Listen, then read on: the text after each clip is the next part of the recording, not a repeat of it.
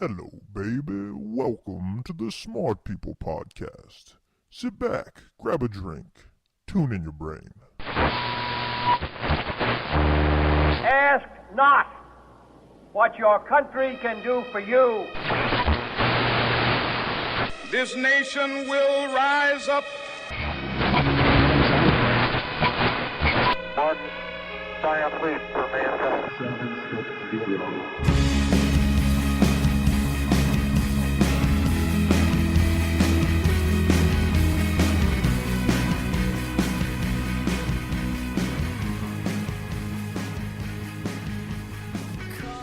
Hey everyone, thanks for tuning in to Smart People Podcast. I am Chris Stemp, and I have alongside John Rojas as usual. How you doing?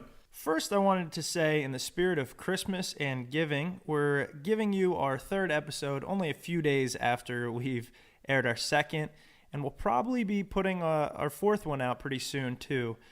We're just excited about all the great interviews that we have, all the ones we have lined up, and we figured why wait to pass them along to you.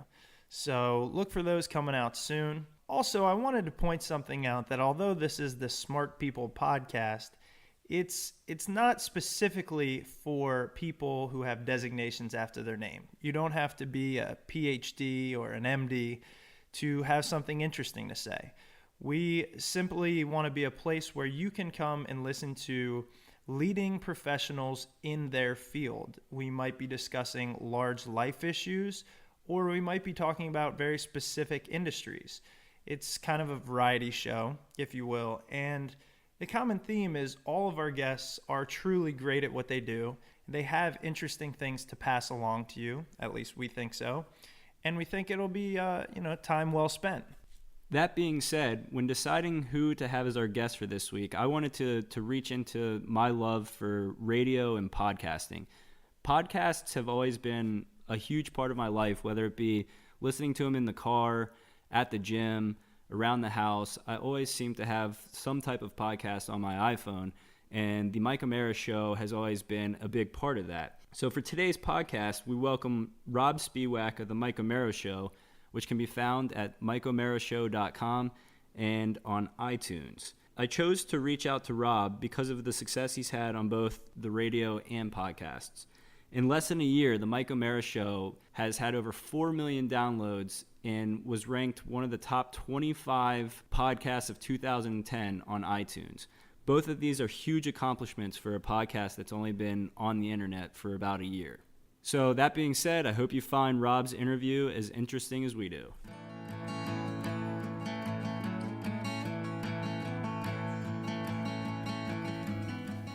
Today on the podcast, we welcome Robb Spewak from the Mike O'Mara Show, which can be found at mikeomarashow.com. Robb, how you doing? I'm doing good. Hi, John. Hi, Chris. Hello. Thanks for joining us. I really appreciate it. It's my pleasure. I must say, of all the podcasts I've ever done, this is certainly the most recent. Thanks. Appreciate it. Yeah, and I mean it with every bit of my being. So, no, thank you for having me, fellas. No problem. And as I mentioned, the Mike O'Mara Show, you guys are around 237 shows now.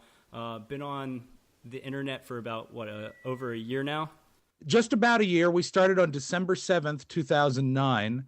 And so we are staring at our first anniversary. And yeah, we recorded episode 237 today. That's awesome. Yeah, and I see that you guys have over 4 million downloads and appear in over 145 countries. Did you guys imagine this type of success so early with the podcast? We imagined it. We imagined that we'd be doing a hell of a lot better than this. No, I'm kidding. We hoped for it, certainly. But no, I think, it's hard for me to speak for Mike or Buzz or Oscar, but I think that the success is rather overwhelming and very, very gratifying. It's very exciting because we went into this not knowing anything about podcasting. I remember my biggest deal with Oscar when he came to us and said, we could try this. I said, do you think we can really do it for just an hour a day? That doesn't seem like a real job, but then radio never does. So, and he said, yeah. And he explained to me that, most people only listen for about an hour a day anyway. So if we just provide an hour that they can listen to on their own schedule, that's plenty. And I love it. I'm as proud of what we're doing now as anything that I've done in my my checkered career. But I think we all sound our best. We're all delighted. We're all very happy, and we're all in a really good place because of it. Yeah, the show sounds absolutely amazing, and it's just a joy to listen to. Well, thank you. Absolutely. So how did you go about getting into the radio industry? A series of horrible decisions. No one decision could make a mistake that bad. So no, I'm kidding. I started as they will tell you on the show. I'm just an aging old queen, and I was, for lack of a better word, a drama fag in high school. That's what they called us. I was told it was with love, but I'm not sure. But yeah, I was a theater guy, and a lot of my friends were auditioning and doing theater stuff for college. And I looked at myself. I said, you're not even the best theater guy in high school. How are you going to make a career, in the real world? So I tried to figure out something where I could goof off but still get a job, and broadcasting seemed to be the right track for that.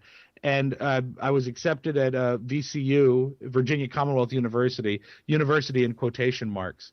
And at that time, they were still an accredited mass comm school in the state of Virginia. They've lost it. I don't know if they've got it back, but at the time, it was a decent school. So I went there and used that to learn the basics. But really, if you talk about broadcasting, college is just an excuse to get an internship. College doesn't teach you anything. Right. Oh, no, I'm sorry. I learned about economics. What kind of economics was that? Apparently having to get by on very, very little if you're going to work for CBS Radio. You want to talk about microeconomics, you should have seen my paycheck.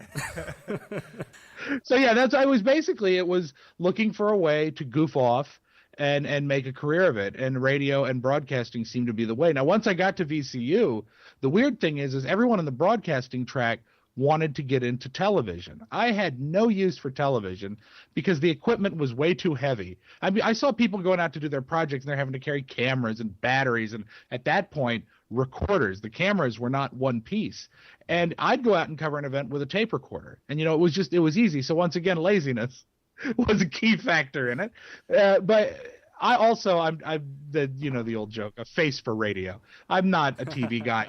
All of my professors said, "You know what you'd be good at, Rob?" They'd say, "What?" They'd say, "You'd be good as a weatherman."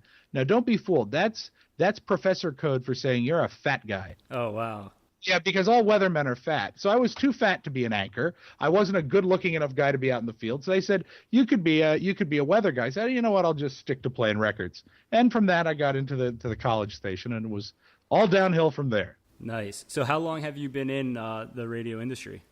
I started interning. I guess that's when you'd have to start it. In April of 1992, I started interning with the Don and Mike radio show. Hey, this is very, very professional. My phone's ringing. Can you hold on a second? Yeah, no I will problem. mute that. Horrible. Don't worry, folks. We'll edit that out. There we can go. do that. Okay, all done. Sorry about that, folks. But yeah, I started with Don and Mike in April of 92 as an intern. I was hired by CBS Radio, which then was Infinity Broadcasting, in August of 93. So 18 years, roughly? Yeah, 18 and a half years. And now that you guys are, I guess, the connoisseurs of podcasting, what's the major difference between the podcast you have now versus the old shows that you used to do? I mean, besides keeping stuff clean for the FCC, I know you still kind of have to do that with we still toe the line as far as the content because we have two affiliates. Mm-hmm. And see, the thing that was funny about broadcasting with CBS is your content was not really regulated by the FCC. It was regulated by CBS. Okay. Because they didn't want to have trouble with the FCC. So you can bet that they were going to err on the side of being conservative. And you just can't go in there and do a radio show when you're having to second guess yourself 3 times about whether or not you can use a word like, something as innocent as the word poop. And I can say that because we're on the internet. So I can say poop this and bull poop and you don't mean poop to me and all that. But they would really sweat that stuff. Like, well, what context are you using the word poop? I one time got an email from a very high-powered attorney on K Street in Washington, D.C. when I inquired as to playing a fart sound effect. This is really, an attorney with a reputation. I got an email back, and when you get an email and it's on letterhead, and you're dealing with someone who's important, the context of the email, the content rather, said, "Can you describe the nature of the fart?" I said, "What fart?" No way. No way. Yeah, and I'm thinking they're billing CBS hours for that. Wow. So I think one of the main differences between terrestrial, where we used to be, and the podcast where we are now is not so much content, but a sensibility. It's goofy. It's a fart. It's the funniest thing God has given us on this earth. Right. So we can roll with it as long as if just don't get disgusting, except occasionally. I was gonna say, yeah, because you guys get around that with the Raw shows that you have to offer. Well, that is something that's an extra product that we all came up with that, I can remember getting started in the business. One of the coolest things was getting to hear disc jockeys or people in the business that as being professional, to get to hear them cuss. There was nothing cooler than that. The first time I heard the uncensored tape of Casey Kasem drop the F-bomb, it changed my world. So, we have to imagine in the same vein, but perhaps in a much smaller way, there are people that download the podcast that would like to hear us truly being us. And that was the birth of the Raw show. And also that was a response to people wanting more content. And it's also a way to, make some revenue for us, because we're not in it for kicks. But it's worked out very, very well. And we enjoy it very much. And it's fun to not have to bleep a broadcast when we're all done. Oh, I bet. And speaking of which, how long does that take you when you have to go through and even this morning's podcast, 237, with all the I had to do. Yeah, I raised my voice at Mike today. Not long. No, we record. I don't know if there's anyone who is incredibly tech savvy listening that cares, but we use Adobe Audition to record the show, and the bleeping is very easy. If you watch on the video of the Ustream while we're doing the show, people laugh because as soon as someone says a bad word, the first thing that happens is I write down the time code, so I know where it is to bleep it. Yeah. So yeah, Mike gives me a hard time because it's an extra effort, but it's inconsequential. I'd still rather not have to do it. Gotcha. Yeah. And on the show now, you're doing one of your main segments is the Audio Vault, which is the segment on the show where you play funny television and internet clips. How long have you been doing the Audio Vault, and how did you get brought into that? Because it's a very, I want to say, unique segment of the show. It started. I've pulled tape my entire life. I remember doing it on VHS, and you'd want to find something good that you could bring in and play on the show. It goes back to when I was working with the Don and Mike show, and then when Mike and Don, when the Don and Mike show stopped and the Mike O'Mara show began, Mike started looking for more and more audio, and I just started to really run with it. And I always got, now with the DVR, it's so easy because if you're watching it, you're recording it. And you can grab the stuff over and over again. The internet makes it a lot easier too because of all the people that share things, and you don't have to be there the first time. But it was just, we were looking for content. And then when we realized that, gosh, there's 10, 15, 20 minutes of content a day. What can we do with it? Instead of sprinkling it around, we concentrated it into one segment. And I love doing it because it's my chance to show off and make the guys laugh. Because I've heard all this stuff, but I love to surprise Mike with stuff that he's not expecting. And that's a lot of fun. And I think that also conveys, because I think Mike enjoys listening to the Audio Vault as the listeners do. He has no idea what's coming up. And so that leaves a lot of surprise to it and makes it a lot of fun. And it's a great excuse. They always say, if you find something you love and figure out a way to get paid for it, you'll never work a day in your life. Oh, and that's very, very jive. But I figured out a way to get paid for watching TV. Not too shabby. Of course, not paid very much, but just some. See, this is the reason we had you on Smart People Podcast, because it takes a smart man to realize that or figure it out. I think the first thing you do when you hit stop on the tape, go ahead and raise the bar. Don't book someone like me to be on a smart person's podcast. Hey, this looks to me like 5 people canceled, frankly. Oh, no way. You figure out a way to get paid to watch TV. If I could do that, I wouldn't have to I could stop playing poker and try and earn $5 an hour doing that. How about this? My wife figured out a way to make the television a tax deduction. Oh man, Oh wow. Isn't that great? we should be interviewing her too, is what you're saying. No. The show is not long enough. I don't care how long it is. It's not long enough to talk to my wife. Speaking of making money, though, something I commend you for, and I don't know how some people do it, is, I mean, obviously, when you went to school, that had to be tough, realizing, I'm going to work in radio and I'm going to make a career out of it, because it's tough to do that. Did that ever kind of worry you? So just like, how am I? Yeah, a little bit, a little bit, but it's, if you don't have a passion for it, don't try. I've got, through emails originally letters, then emails and stuff on Facebook. I get letters and communications from people that are in high school or, in their 20s, and they say, I don't know, I think I want to get into radio. What do you think? And I always tell them, don't do it. Because if you're thinking about it, you already lack the drive to make it happen. Right. Because even at the worst position, if you have your foot in the door and you're running board on Thanksgiving morning at 6 a.m, and you say, oh, screw this, I don't want to do this, have fun, because there's 6 people that are dying to have that job. Right. And you got to be ready, to roll with it and go with it and take whatever crap positions that are offered and sort of climb up through the ranks. I was very, very lucky. My parents were very, very supportive. My wife has been very, very supportive. It was a long time before I made as much as her. And it's come to a time where I'm not making as much as her again. But it really is. It's what I love to do. And if you have that passion, you'll figure out a way to make it work.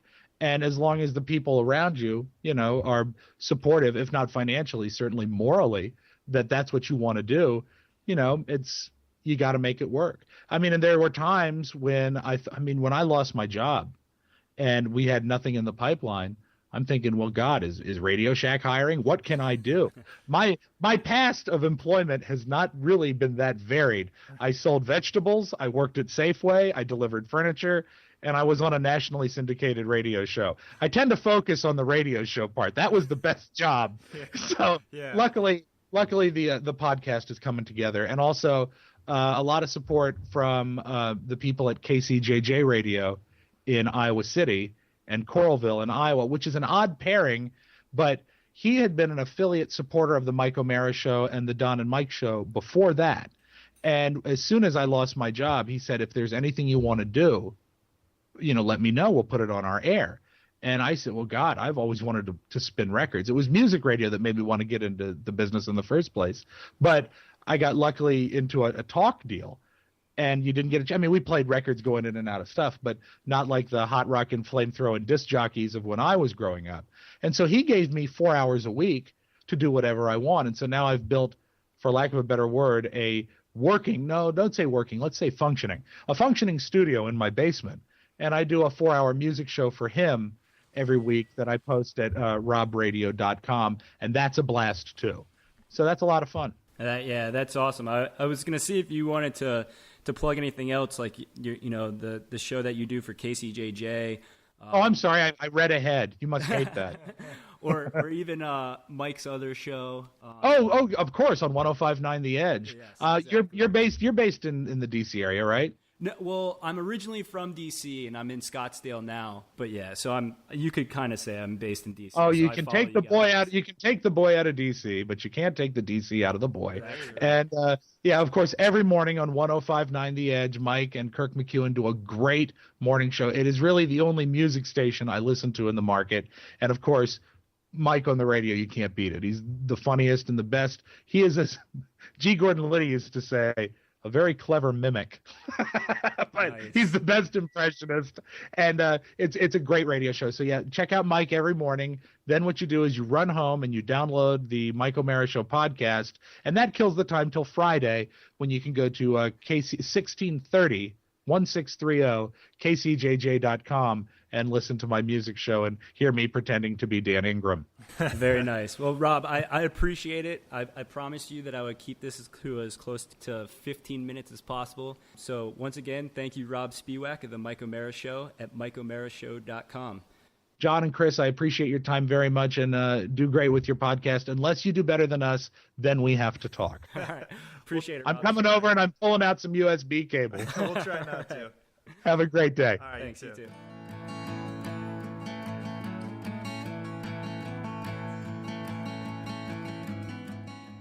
We really enjoyed talking to Rob today, as it was awesome being able to talk to someone that I look up to in the industry. Rob's a huge radio professional, and he gave us some great advice off the air after our interview. Again, Robb Spewak is part of the Mike O'Mara Show at MikeO'MaraShow.com and on iTunes. While you're subscribing to their show on iTunes, go ahead and subscribe to the Smart People Podcast as well, and then leave us a rating. It truly helps us out. Also, I wanted to mention, you may have noticed on all of our podcasts, we feature music from the outdoors. They're a brand new band that Roach and I are huge fans of. So we're going to leave you guys a little treat today. We are going to play our favorite song, which is Barricades. And if you like what you hear, feel free to check them out on Facebook at facebook.com/theoutdoorsmusic. Also, go to their website, which is theoutdoorsmusic.com. Or if you only do Twitter, check them out at The Outdoors Band on Twitter.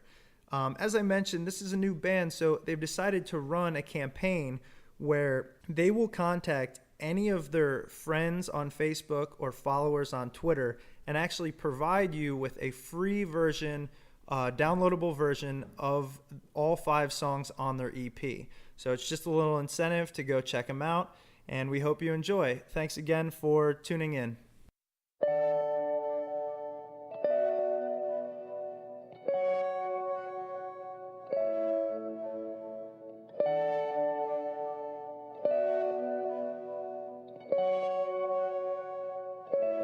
When I was a boy, I got lost inside the forest. The century woods, full of trees and dirty magazines. I climbed to the top, I could see all of my kingdom. I wanna wake up, I wanna wake up from this dream.